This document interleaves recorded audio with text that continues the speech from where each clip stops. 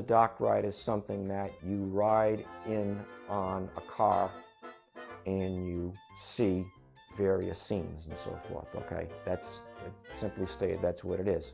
There used to be, as far back as 1900, various forms of dock attractions. There was walk-through fun houses, and more notably, there were what the industry called old mills, okay?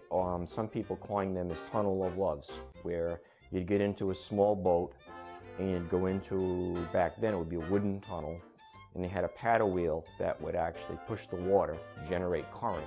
They had scenery inside these rides. They cropped up in quite a few parks. That was their form of a dock ride back then.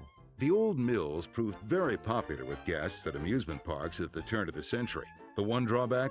They were extremely expensive to install and operate. In 1928, in the Tumbling Dam Amusement Park in Bridgeton, New Jersey, the two owners of the park, Leon Cassidy and Marvin Rempler, they couldn't afford to have an old mill installed. They wanted to do something else.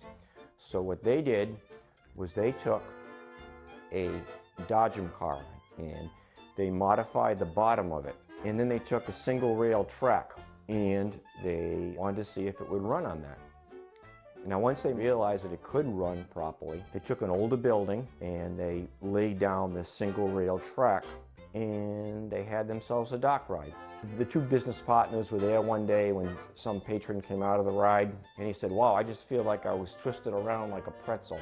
So they said, "That's it, let's call it Pretzel." Because this ride was so successful, other parks, non-competing parks, were saying, "Can you two guys install one for us at our park?" So they purchased some land, built a factory not too far from where the park was, and they started building them. You know, they went into business. It became the Pretzel Amusement Ride Company. It didn't take long until dark rides built by the Pretzel Amusement Ride Company or their competitors had become staples in amusement parks around the world.